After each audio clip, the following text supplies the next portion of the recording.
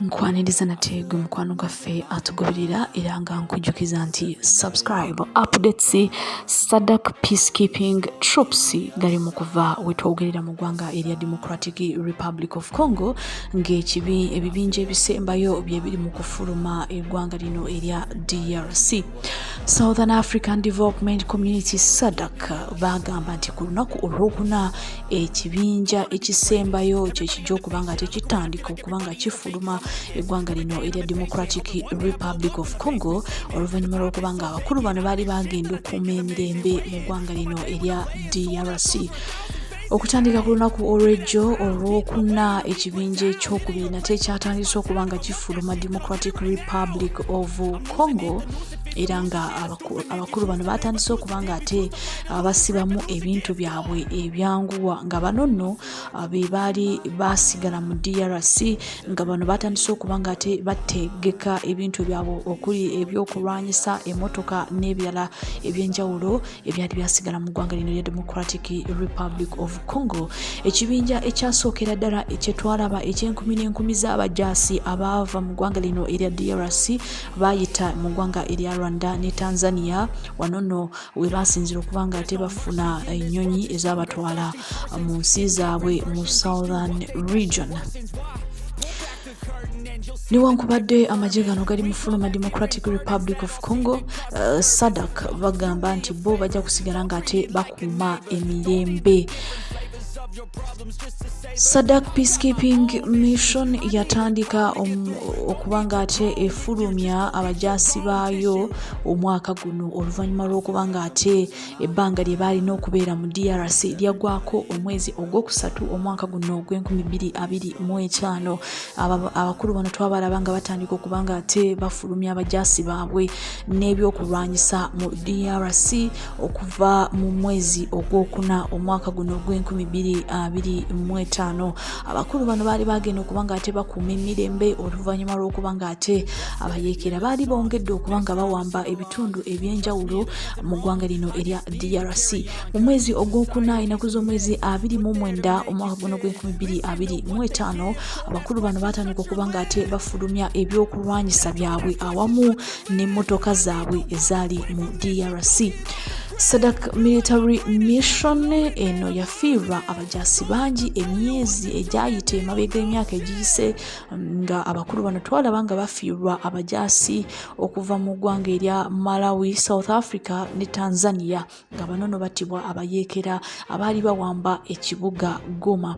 Mu mwaka gw'2023 sadc yasindika enkumi n'enkumi z'abajaasi mu ggwanga erya DRC nga bano no baava mu South Africa, Malawi ne Tanzania nga bano no basindika kibwa DRC oluvannyuma lw'okuba nga gavumenti ya Democratic Republic of Congo yasaba abajaasi bano okujja babayambeko okuuma emirembe naddala okukuuma ebitundu omuli okulwanagana okwabayeekera nga bagenda maaso n'okuba nga ate bawamba ebitundu ebyenjawulo. M23 eno nga kinono kyekibinja ekimu ku bibinja ebyabayeekera 10 ebiri mu Democratic Republic of Congo. Banono nga bazze bawamba areas ez'enjawulo mu Democratic Republic of Congo nga nate bakyagenda maaso n'okuba nga ate bongera okuba nga bawamba ebitundu bino. Tujjukira bulungi nti East Africa Army nabo bagobebwa mu Democratic Republic of Congo oluvannyuma lwa President Felix Tshisekedi okuvunaana amagye gano aga EAC okuba nga gali gakwatagana n'abayeekera mu Democratic Republic of Congo era yagenda maaso n'okuba nga asaba South Africa okusindika amagye gaayo mu Democratic Republic of Congo. Felix Tshisekedi yagaana okuteesa n'abayeekera bano nga abayeekera bano baali basaba wabeewo okuteesa wakati wa gavumenti ya DRC n'ebibinja bino ebyabayeekera. Wabula oluvannyuma Democratic Republic of Congo President yagaana n'agamba nti tajja kukkiriza kuteesa n'abayeekera. Era omukulu ono ng'avunaana eyaliko President w'eggwanga lino eya DRC Joseph Kabila okuba nga akwatagana n'abayeekera bano abagenda maaso n'okuba nga bawamba ebitundu ebyenjawulo mu Democratic Republic of Congo. Stay tuned and don't forget to subscribe. Everybody in the world find, please Lord give me a sign, a sign.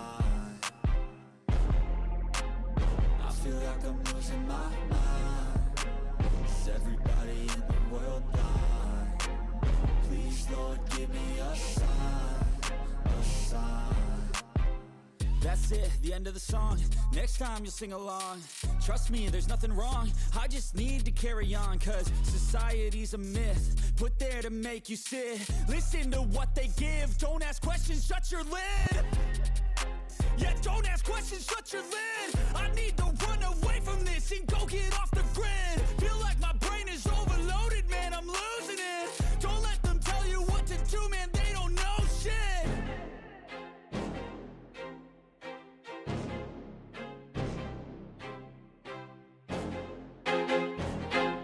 I feel like I'm losing my mind. Is everybody in the world blind?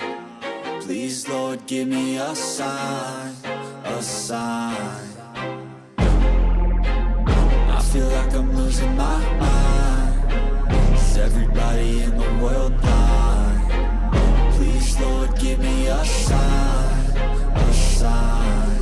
I wanna be the greatest. Everybody on the fake shit. I look around and feel like everybody is the fakest. I make this every day and I'm impatient, hoping one day I blow up from the basement. Statement, the top is so vacant. I don't hear shit that I think is amazing. Waiting for my day when I'm playing sold out shows for 1,000 faces. Hey, give me that crown, get in my way and to be put down. It ain't your place, no, this my town. If I want that shit, then I'll get it right now.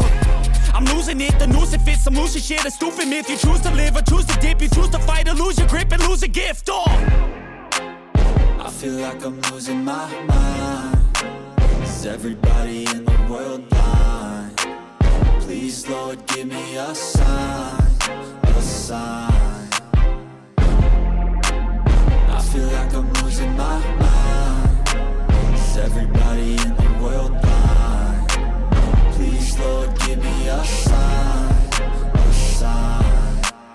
Yeah. There's no mercy in this world, just hunger-thirsty persons in different versions. Each new update, that shit worsens. Why? Pull back the curtain and you'll see the different vermin. We all have different burdens that all seem to cause disturbance. Yo, so do me a favor, don't treat me like a neighbor. Don't need the different flavors of your problems just to savor. I've got my own issues, I need a comb to get through. Don't need to groan with you, just go get your own tissue. I feel like I'm losing my mind. Is everybody in the world blind? Please, Lord, give me a sign, a sign. I feel like I'm losing my mind. Is everybody in the world blind? Please, Lord, give me a sign, a sign. That's it, the end of the song. Next time you'll sing along. Trust me, there's nothing wrong. I just need to carry on, cause society's a myth put there to make you sit. Listen to what they give. Don't ask questions, shut your lid. Yeah, don't ask questions, shut your lid. I need to run away from this and go get off the grid. Feel like